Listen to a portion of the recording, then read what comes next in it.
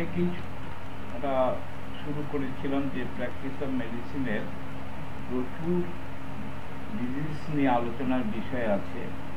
তা অত আলোচনা তো আমরা করতে পারবো না, আমরা মোটামুটি কারেন্ট টপিক্সের উপরে আলোচনাটা করবো, এরকম আমাদের একটা সিদ্ধান্ত ছিল।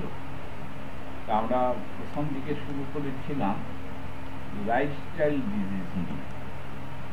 লাইফস্টাইল ডিজিজটা হচ্ছে মানুষের যে দৈনন্দিন তার চালচলন, খাদ্যাভ্যাস, এক কথায় লাইফস্টাইলের উপরে রোগগুলো নির্ভর করে। আর সুবিধাটা হচ্ছে লাইফস্টাইল ডিজিজের তা ওষুধের চেয়ে তার লাইফস্টাইল পরিবর্তন করলে তার আরোগ্যটা বেশি পাওয়া যায়। তা আমরা অনেকগুলো ডিজিজ নিয়ে আলোচনা করেছি। আমরা হাইপার টেনশন নিয়ে আগে ওদের দুটো লেকচার আমাদের হয়েছে, হাইপার টেনশন অর্থাৎ হাই ব্লাড প্রেশার নিয়ে। তা হাই ব্লাড প্রেশার নিয়ে আজকে আমরা যে আলোচনাটা করব সেটা হচ্ছে হাই ব্লাড প্রেশারে আমরা হোমিওপ্যাথি কি মেডিসিনটা দেবো, হোমিওপ্যাথিক ট্রিটমেন্টটা কি। তা আমরা জানি যে হাই ব্লাড প্রেশার কেন হয়। হাই ব্লাড প্রেশার হওয়ার কারণটা আমরা জানি যে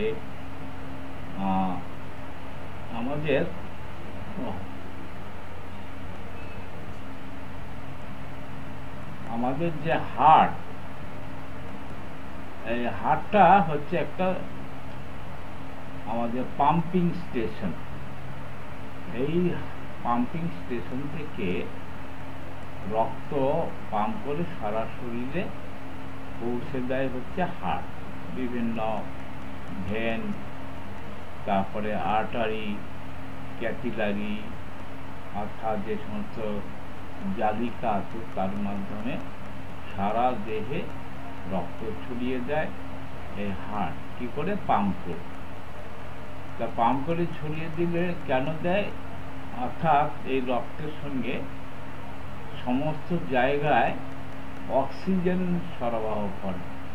অক্সিজেনের আমরা একটা বাংলা অর্থ জানি, অক্সিজেন মানে হচ্ছে জীবন। যেটা জীবন হচ্ছে দান করে যে, সেটাই হচ্ছে অক্সিজেন। তাহলে এই অক্সিজেন সারা দেহে রক্ত সঞ্চালন করে আমাদের অক্সিজেন সাপ্লাই দিয়ে আমাদের সেল টিস্যুগুলোকে জীবিত রাখে।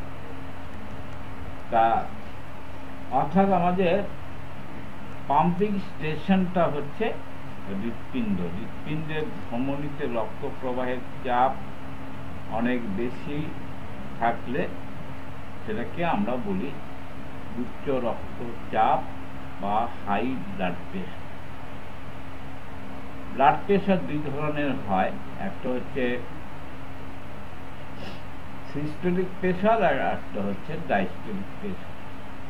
তাই এই সমস্ত নিয়ে আমরা আগে আলোচনাগুলো করেছি।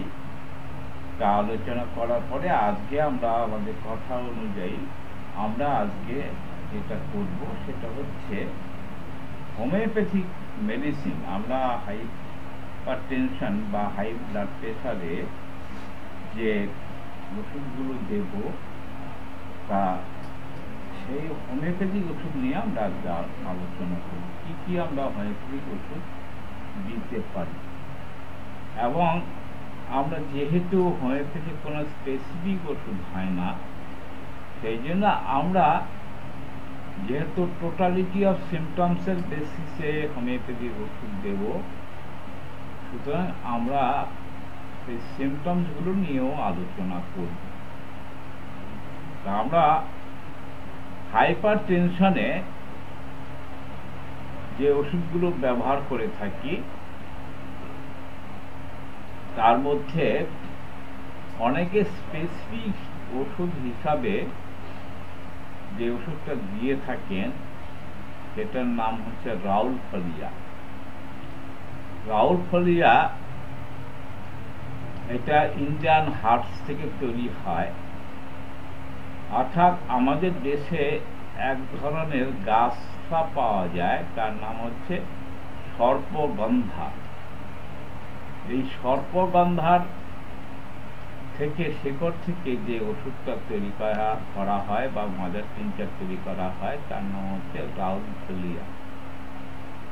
এটা আয়ুর্বেদিকে বা হার্বাল ট্রিটমেন্টেও কিন্তু এটাকে ব্যবহার করা হয়। তা আমরা আমাদের দীর্ঘ অভিজ্ঞতা থেকে এবং ভারতবর্ষে হোমিওপ্যাথি আসার পর থেকে ভারতীয় হোমিওপ্যাথি চিকিৎসকরা আমাদের যে আয়ুর্বেদিক কিছু ওষুধ ছিল সেগুলোর উপরে তারা ড্রাগ প্রুভিংটা করেছেন এবং ড্রাগ প্রুভিং করে তারা প্রভূত সুফল পেয়েছেন। তার মধ্যে একটি অন্যতম ড্রাগ হচ্ছে সর্পগন্ধা থেকে তৈরি করা হয় যে ওষুধটা, তার নাম হচ্ছে রাউলফোলিয়া। এই রাউলফোলিয়া আমরা সাধারণত মাদার টিনচার হিসাবে ব্যবহার করে থাকি। এবার হচ্ছে যাদের কার্ডিয়াক প্রবলেম হয়, তা এই কার্ডিয়াক প্রবলেমের জন্যই তো হাইপারটেনশনটা হয়। কার্ডিয়াক প্রবলেম হলে আমাদের দেশে কিছু ওষুধ আছে, দেশীয় ওষুধ, সেটাও আয়ুর্বেদিক হার্বস। সেই আয়ুর্বেদিক হার্বস অর্থাৎ আমাদের মানে বিভিন্ন ফরেস্টে বা অনেকের বাড়িতে একটা গাছ পাওয়া যায়, বেশ অনেক বড় গাছ হয়, তার নাম হচ্ছে অর্জুন। এই অর্জুন গাছের ছাল যারা হার্বস ট্রিটমেন্ট করে, হার্বাল ট্রিটমেন্ট যারা করে, তারা এই ছালটা বিভিন্ন পদ্ধতিতে খেতে বলে। তা এটা হচ্ছে আয়ুর্বেদিক দৃষ্টিতে এটা একটা হার্ট টনিক। আমাদের হোমিওপ্যাথিতেও কিন্তু এই অর্জুন শাল থেকে একটা মাদার টিনচার তৈরি করা হয়, যেটা স্পেসিফিক্যালি হচ্ছে হার্টের একটা টনিক হিসাবে। এটা হার্টকে ভালো রাখে, মজবুত রাখে। আর এছাড়া আরেকটি ওষুধ আছে, সেটার নাম হচ্ছে স্ক্যাটিগাস অক্স। এই স্ক্যাটিগাস অক্স কিন্তু আমরা হার্মলেস অবস্থায় হার্টের চিকিৎসা ক্ষেত্রে এটা ব্যবহার করতে পারি। তা আমরা হার্টের চিকিৎসা যে ওষুধগুলো, সেগুলো কেন আমরা হাইপার টেনশনে ইউজ করব? আমরা বিভিন্ন রকম পর্যবেক্ষণে আমরা দেখেছি যে হাইপার টেনশনগুলো মূলত হার্টের কিছু সমস্যা থেকে আসে। আর্টারিয়াল কিছু সমস্যা থাকে, হার্টের কিছু সমস্যা থাকে।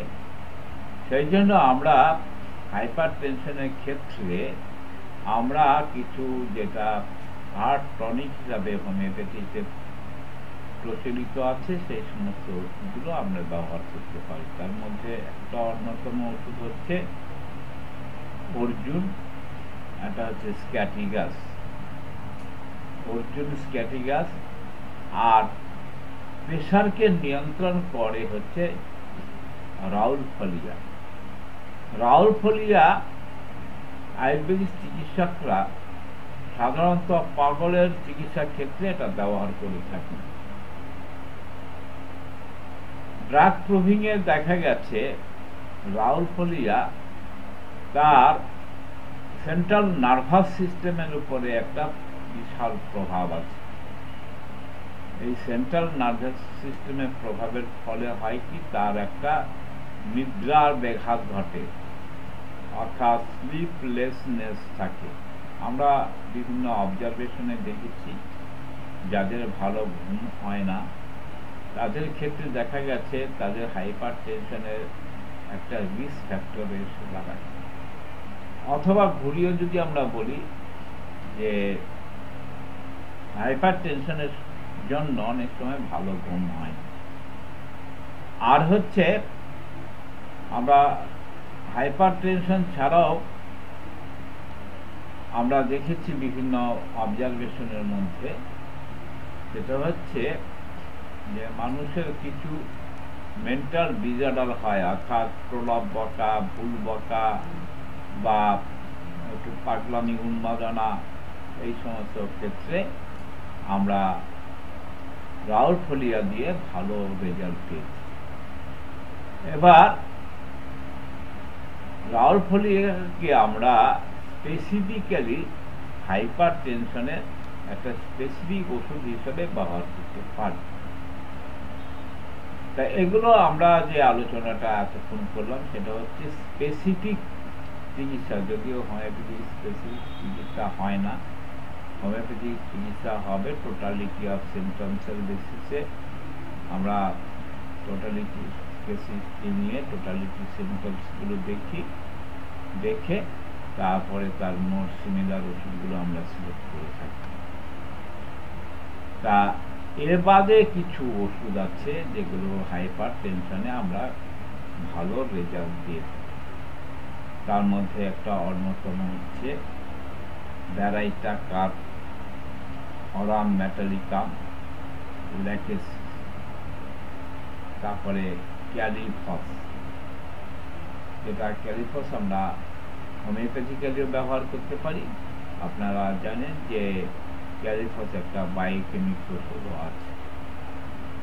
তা এগুলো আমরা সিমটম দেখে এই চিকিৎসাটা করব।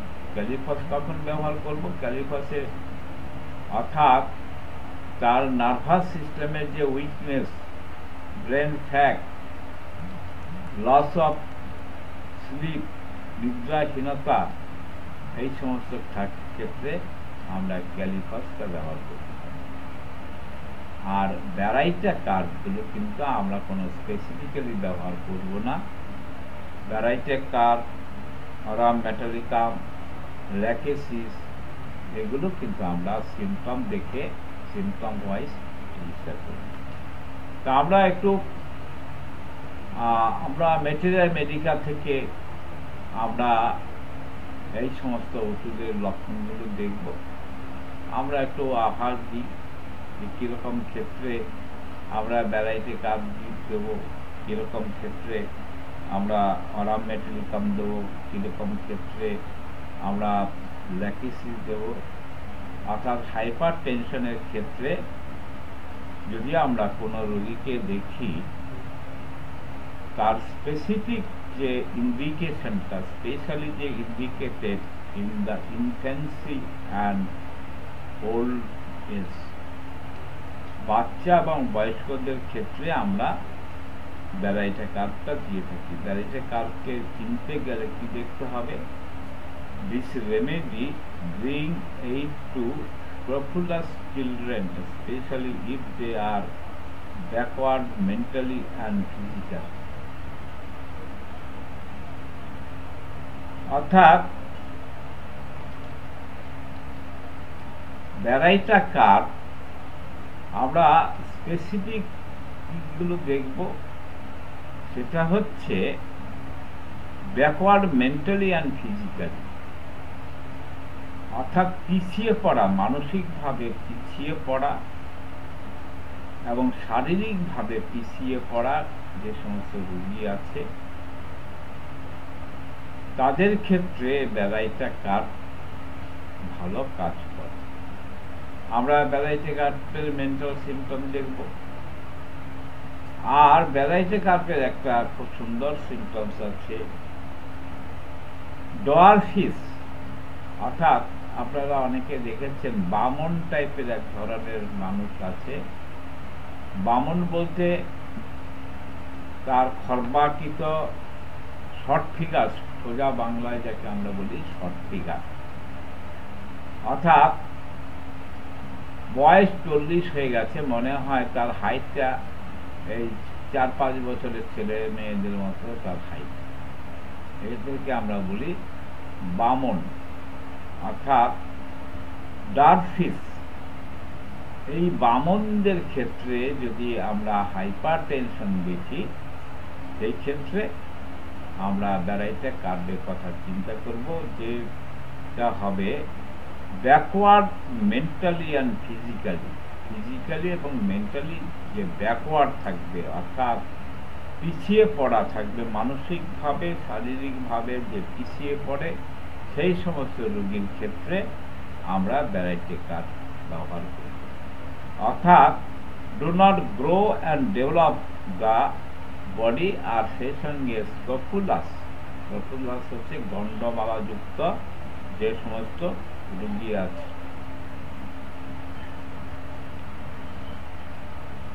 আর সেই সঙ্গে একটা লক্ষণ থাকবে সোলেন অ্যাবডোমেন, টেক কোল্ড ইজিলি, তাদের একটা প্রবণতা থাকে খুব সহজে তাদের ঠান্ডা লেগে যায়। আর অলওয়েজ হ্যাভ সোলেন নস্ট্রিল, অর্থাৎ নাকের যে ছিদ্র সেটা সোলেন অর্থাৎ ইনফ্লামেটেড থাকে। Person subject to quinsy and they prone to suppurated, তাদের মধ্যে একটা পুজ জমার একটা প্রবণতা থাকে। গাম ব্লিডস ইজিলি, আর তাদের যে জিনিসটা থাকে সেটা হচ্ছে সহজে দাঁতের মাড়ি দিয়ে রক্ত পড়ে। Diseases of the old men and degenerative change begin cardiac, vascular and cerebral, who have hypothetical prostate and indurating testes, very sensitive to cold. এই ভ্যারাইটি কার্ভের রোগীদের কি হয়, ডিজেনারেট অফ দ্য, তাদের যে শারীরিক যে ডিজেনারেটেড একটা টেন্ডেন্সি থাকে।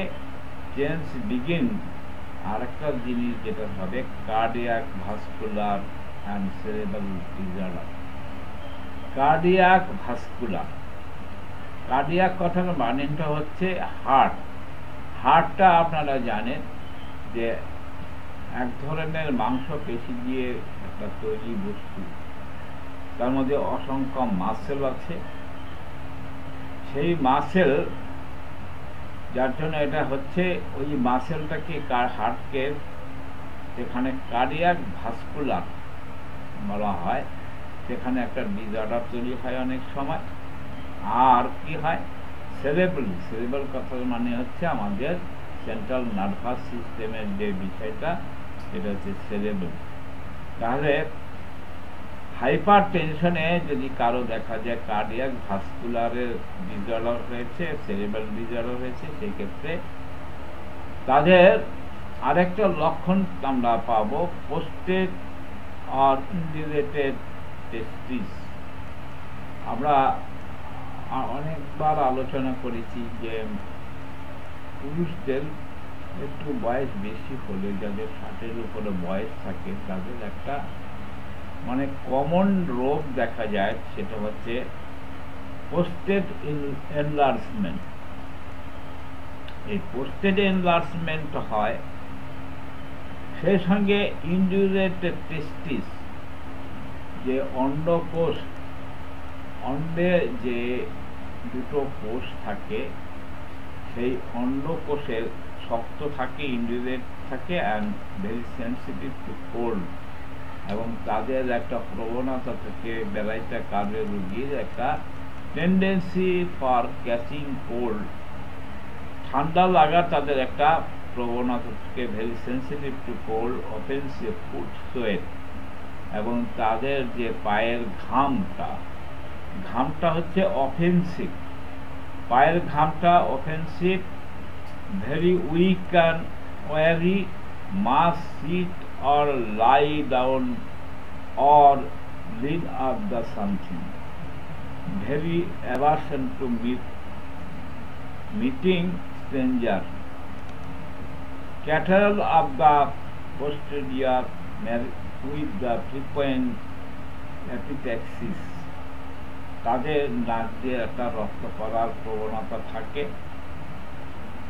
আর হচ্ছে often useful in the dysphagia of the young who have masturbated and who suffer from the seminal emission.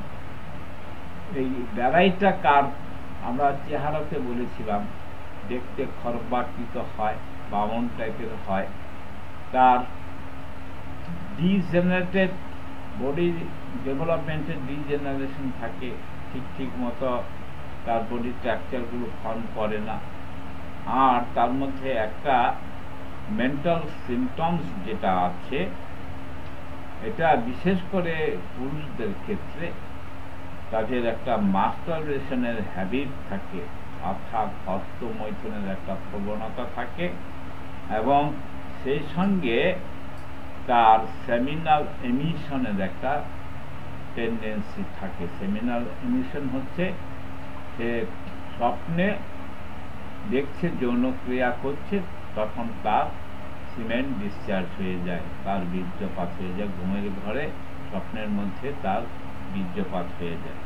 এটা কিন্তু বেলাইটা কার্ভের মধ্যে আমাদের হয়ে গেছে। তাহলে আর হচ্ছে কি, তার হচ্ছে কার্ডিয়াক ইরিটেবিলিটি অ্যান্ড প্যালপিটেশন। আমরা হার্ট প্যালপিটেশনের অনেক ওষুধ আমরা জানি, তা বেলাইটা কার্ভের মধ্যেও একটা প্যালপিটেশনের একটা হিস্ট্রি আছে। আর সে সঙ্গে হচ্ছে কার্ডিয়াক যে একটা ইরিটেবিলিটি, একটা অস্থিরতা, কার্ডিয়াকের হার্টের মধ্যে যে একটা অস্থিরতা, এই ভাবটা থাকে। আর বেলাইটা কার্ভে আর একটা জিনিস পাওয়া যায়, glandular structure and useful in the general degenerative change, specially in the court of the arteries. আমরা আগের দিনও আলোচনা করেছিলাম যে একটা উদাহরণ দিয়ে বলেছিলাম, যাদের গ্রামে বাড়ি তারা দেখেছেন শ্যালো মোটর থেকে জমিতে জল নালি কেটে জল দেওয়া হয়। উদাহরণ বোঝার সুবিধার জন্য আমরা একটা উদাহরণ বলেছিলাম।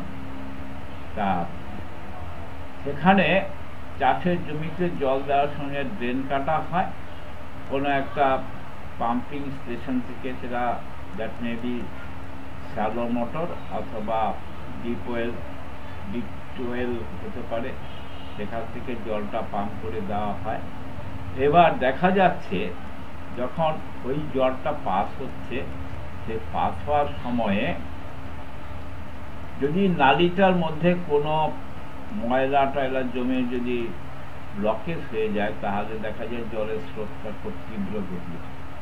আবার যদি দেখা যায় নালিটা চওড়া বেশি হয়ে গেছে, তাহলে কিন্তু জলের যে ফোর্স, নালি দিয়ে যে জলটা বেরোচ্ছে, সেটার গতিটা কমে যায়।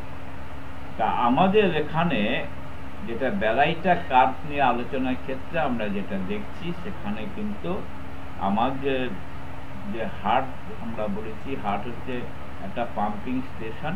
সেই পাম্পিং স্টেশন থেকে রক্তটা বিভিন্ন ব্লাড ভেসেল দিয়ে, বিভিন্ন রকম ব্লাড ভেসেল দিয়ে সে রক্তটা শরীরে বিভিন্ন জায়গায় ছড়িয়ে দেওয়া হয়। তা ব্লাড ভেসেল বলতে আমরা আর্টারিকে বলবো ব্লাড ভেসেল, ভেনকে বলবো ব্লাড ভেসেল, এছাড়া অসংখ্য সরু সরু জালিকা আছে, সেগুলোও কিন্তু আমরা ব্লাড ভেসেল বলি। এই ব্লাড ভেসেলের মধ্যে কি হয়, কোনো কারণে, কারণটা আমরা এর আগে আলোচনা করেছি, কোটেড হয়ে যায়, কোট পরে, কোনো একটা আস্তরণ পরে বিভিন্ন। আমরা যেহেতু বলেছিলাম যে হাইপার টেনশনের যে লাইফস্টাইল ডিজিজ আমাদের চলাফেরার উপর নির্ভর করে, আমাদের খাদ্য খাওয়ার উপরে নির্ভর করে, তাহলে সেখানে আর্টারির মধ্যে কিছু আস্তরণ পড়ে। আস্তরণটা কেন পড়ে, তা আমরা আমাদের যে ডায়েটে বলা হয়েছিল যে মানুষের যে খাদ্য, সেই খাদ্যটা হচ্ছে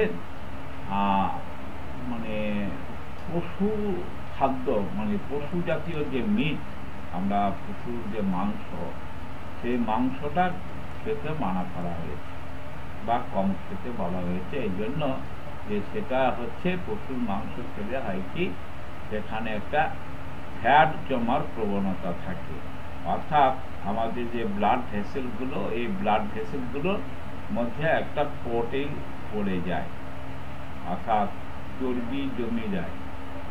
যেটা আমরা ব্লাড টেস্টের ক্ষেত্রে যেটা পাই, লিপিড প্রোফাইল করলে আমরা কি পাই? লিপিড প্রোফাইলে আমরা দেখে কি বুঝি? এটা হচ্ছে রক্তের কিছু চর্বি জাতীয় জিনিস বেশি আছে কিনা। তা চর্বি জাতীয় জিনিস যদি বেশি থাকে তাহলে হচ্ছে ব্লাড ভেসেলের মধ্যে একটা প্রোটেক্ট করার একটা প্রবণতা থাকে। তা আমরা ব্যারাইটা কার্বের ক্ষেত্রে কিন্তু আমরা সেই জিনিসটা দেখতে পাচ্ছি। তাহলে এইবার ব্যারাইটা কার্ব আমরা আর কিসের উপর লক্ষ্য করে আমরা ব্যারাইটা কার্বকে চিন্তা ভাবনা করব? অর্থাৎ ব্যারাইটা কার্বের পেশেন্টের যে মাইন্ডটা হচ্ছে লস অফ মেমোরি, তার একটা মনে রাখার শক্তিটা কম, মেন্টাল উইকনেস, দুর্বলতা, আর লস অফ কনফিডেন্স, আত্মপ্রত্যয় যেটা আমরা বলি, loss of confidence in himself, তার নিজের কোনো বিষয়ে আত্মপ্রত্যয় খুব কম থাকে। আর কি কনফিউশন, কোনো বিষয়ে তার একটা কনফিউশন থাকে, অ্যাভারশন টু স্ট্রেঞ্জার, আর কি সেই সঙ্গে তার একটা বিষয় হচ্ছে চাইল্ডিশ, অর্থাৎ শিশু সুলভ তার একটা মানসিকতা। এটা ব্যারাইটা কার্বের মধ্যে রয়েছে। শিশু বাচ্চাদের মতো, আমরা একটু খারাপ ভাষায় বলতে পারি ছ্যাবলা টাইপের। তবে এই ব্যারাইটা কার্বের পেশেন্টটা হবে একটু ছ্যাবলা টাইপ। আর কি তার মডালিটিটা আমরা দেখব। মডালিটি হচ্ছে ওটস। এখন ওটস হচ্ছে while thinking of the symptoms, তার কোনো রোগ সম্বন্ধে, তার লক্ষণ সম্বন্ধে কিছু চিন্তা করলে তার বৃদ্ধি হয়, রোগের বৃদ্ধি হয়। ফ্রম ওয়াশিং, হাত পা ধুলে, lying on the painful side, যে দিকটা আক্রান্ত হয়েছে সেই দিকে যদি শুয়ে থাকে তাহলে তারটা বৃদ্ধি পায়। আর কি better walking in the open air, ভালো থাকে কখন? সেই যখন তার খোলা বাতাসে হাঁটে তখন সে ভালো থাকে। আচ্ছা, আমরা একটু ডিটেলসে আলোচনা করব। আমরা অনেকগুলো মেডিসিন নিয়ে আলোচনা করলাম, আজকে আমরা শুধুমাত্র ব্যারাইটা কার্ব নিয়ে আলোচনাটা করলাম। আরও যে দুটো মেডিসিন আছে আগামী দিন আমরা সেই মেডিসিনগুলো নিয়ে আলোচনা করব। আমরা এরপরের পর্যায়ে একটা বিষয় নিয়ে আলোচনা করব, আপনারা কেউ করে যাবেন না।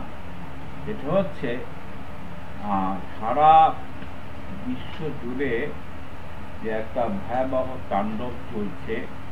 আমরা 1 বছরের উপরে হলো করোনা আক্রান্ত বিশ্বকে দেখেছি, কিন্তু বেশ খানিকটা নর্মালে আসার পর আবার ভয়াবহ করোনার সেকেন্ড ওয়েভ মানে সারা বিশ্বে তাণ্ডব শুরু হয়ে গেছে। আমরা যেহেতু আমাদের একটু অ্যাওয়ারনেসের দরকার, সেই জন্য এই অ্যাওয়ারনেসের জন্য আমরা করোনা ভাইরাসের সেকেন্ড ওয়েভ নিয়ে পরবর্তী এখনই আমরা আলোচনা করব।